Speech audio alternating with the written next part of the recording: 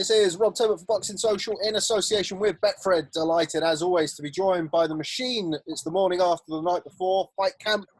Anthony, congratulations. Great performance last night against Adam Harper. Thanks very much, mate. Yeah, I'm happy, mate. My coach is happy. That's the main thing. And I've had plenty of positive feedback, so I think it's a first, good step towards the new me. Now, obviously, this is technically your second fight under Shane McGUIGAN, but the first fight, I think, less said about that, the better. Obviously, you've just mentioned the fact that Shane's happy. I mean, looking across social media, I think the general feedback is that they could see the improvements. How did you feel in there?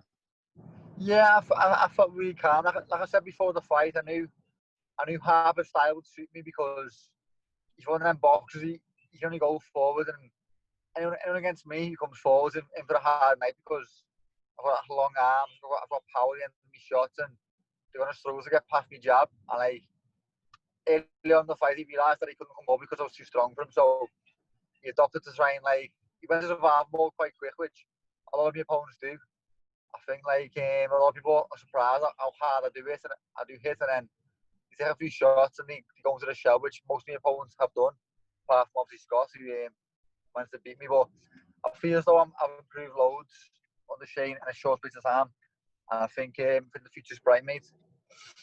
Came out in the first round and landed the power jab. That's obviously a big feature of what you've been doing, but a lot of people were very impressed with how you were able to stay relaxed throughout that. Is that something that you've been working on with Shane?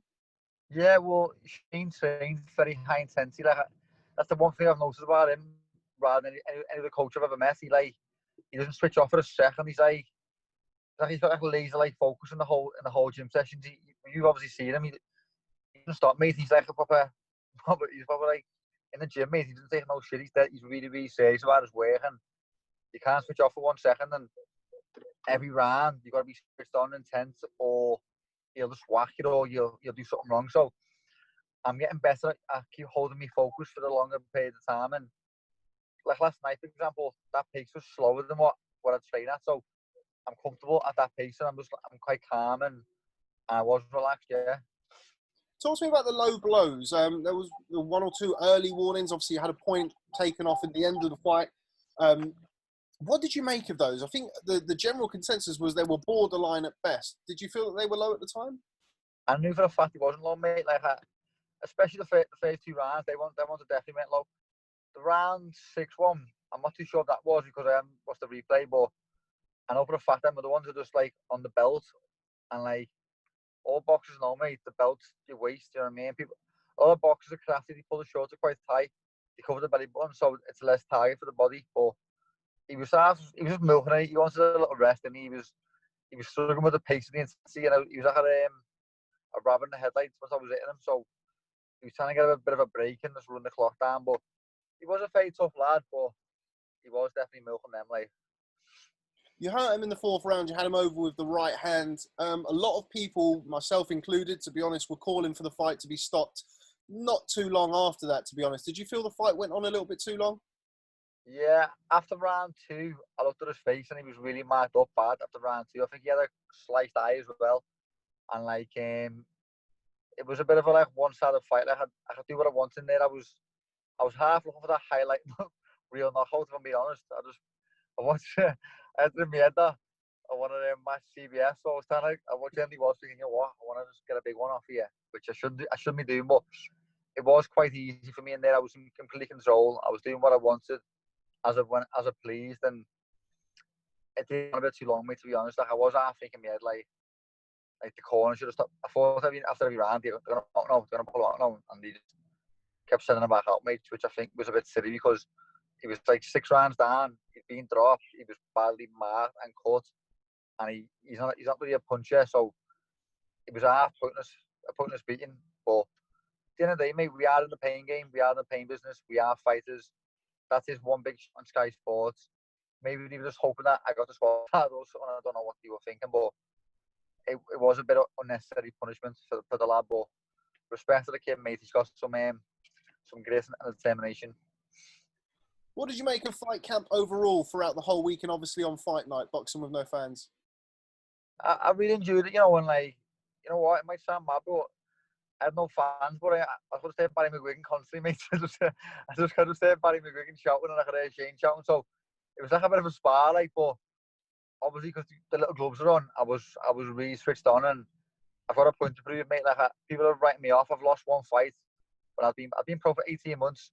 I went to a big fight against the British champion, reigning British champion now. He was 14-0, and I lost it by 1 point from my last round knockdown that I was winning the fight, and all of a sudden I'm just domestic level and I never got any further. But the reality is, mate, I'm destined for bigger things, and if I keep progressing the way I am under Shane, I think I can move up the rankings nice. Before we come on to what's next for you, you've just mentioned Chris BILLAM-SMITH, your stablemate, who also got a impressive stoppage win, second round stoppage win last night over Nathan Thorley. Sorry. What did you make of his performance? It seems to be a great time to be part of McGUIGAN's gym. Chris is, going from strength to strength each fight now. Yeah, he was brilliant, mate. Like, before the fight, I've never seen Chris in a change room before the fight, and he's at the opposite to me. I'm like a really chill guy. Like, I'm just like this now before the fight. Like 5 minutes before the fight, you can just talk to me normal. I'm just like, I don't give a fuck, me, mate. I've been fighting since I was 11, so it's just second nature to me. I just doesn't really faze me.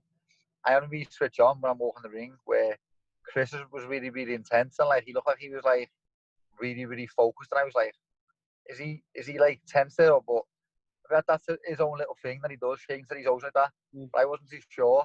But from round one, after about like 30 seconds before he knock him out here, every time he hit Foley, he was really hurting him, and like he looked really heavy-handed in there, and I was surprised how hard he punched, because I've seen Chris spar in like big gloves and big head guards, but he looks like he punches really, really hard, and like he has knocked 10 out of 11 out, so he must be like a massive puncher come fight night.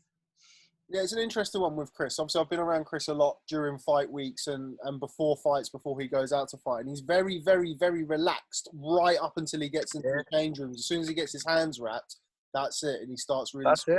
I was surprised. I was like, this isn't the CBS I know, because he's normally like a big gentle giant, isn't he? But he was in pure kill mode. I thought, whoa, shit's getting serious here. So what's next for you? Obviously, we saw last week at Fight Camp that great fight between Ted Cheeseman and Sam Eggington. I know you and Ted have both talked about that fight. What's next for you? What fight are you looking for next? I do think the Cheeseman fight next should be made. I think I'd love to fight for the British title of me and Cheeseman, and I'd love to have my WBA, his IBF, and the British title on the line. That'd be a massive fight, all 3 belts, if the board sanction it, because I think Fitz will be stripped. So I'm not sure where Metcalf comes into it, because he was mansied for the title, but I'm not sure what's going to happen. It's all a bit confusing, but that's a great fight as well, me and Metcalf. But I think the Cheeseman fight would be easy to make, obviously, unless Frank Kennedy come to some sort of agreement. But I think Metcalf or Cheeseman are the perfect fights for me at this stage in my career. Like Shane was talking about European stuff, but I'd like to take my time. Shane's acting like an old man. He always says, "You're getting on, fella." I'm like, fucking hell, Shane, I'm 29, lad. I can go until I'm 36. I want to another 7 years. But like, it's good that Shane believes me that much, to be fair. But personally, myself, I'd like to prove I'm the best in the country at domestic level first, then move on to European. What did you make of Ted Cheeseman versus Sam Eggington? I thought it was a great fight. I was really impressed with both of them at times. I thought Cheeseman started off great. In the middle of rounds, Eggington surprisingly outboxing Cheeseman. Eggington looked a bit more looser, and he was landing a lot of jabs on Cheeseman, and I thought Eggington was like starting to take over towards the second half of the fight. But Cheeseman's a really gritty fighter. He's really determined, and I think the last round in Cheeseman, the fight, he got hurt and then come back and then knocked Sam out. So that was really impressive. Overall, it was a brilliant fight, like a really enjoyable fight to watch, and I think my styles and theirs is just going to gel lovely for more big nights for the fans. Now, we mentioned Scott Fitzgerald. Obviously, you and him have your rivalry. The rematch has been spoken about for a long time. He's now back training with Michael Jennings, I'm told. Where does he fit into your future plans? He does. He's at the British title. He does, but if he hasn't, mate, I need to just keep moving forward. For example, if I fight Metcalf for British or Scott, I'd rather fight Metcalf for the title, because at the end of the day, I want to move forward. I don't want to. I've been floating around now for over like a year and a bit, fighting the likes of Scarf, would have been Flatley, then Harper, Brian Rose is a really good fighter, but like I want to be moving forward rather than staying around this English title level. I want to be fighting the Cheesemans, the Fitzgeralds, the Metcalfs. I don't want to be like floating around doing nothing. Do you know what I mean? And just finally, next week on Fight Camp, it's Nav Mansouri versus Kieran Conway. What do you make of that fight? I've sparred them both, and I think Conway will win that fight quite convincingly. Like I'm not sure if Mansouri was unfit when he sparred me, but he wasn't. I think Conway was better, to be fair, and quite a good bit better too. So I think Conway. Okay, before I let you go, you've mentioned JJ Metcalf, you've mentioned Frank and Eddie. Obviously, the big news around this week has been, will they, won't they? Is it going to be Matchroom versus Queensbury, Frank Warren versus Eddie Hearn? What do you make of all of that stuff, Fowler? Yeah, well, I give a few claps to Frank Warren, because I thought, you know what, this is what the sport needs. The best be the best.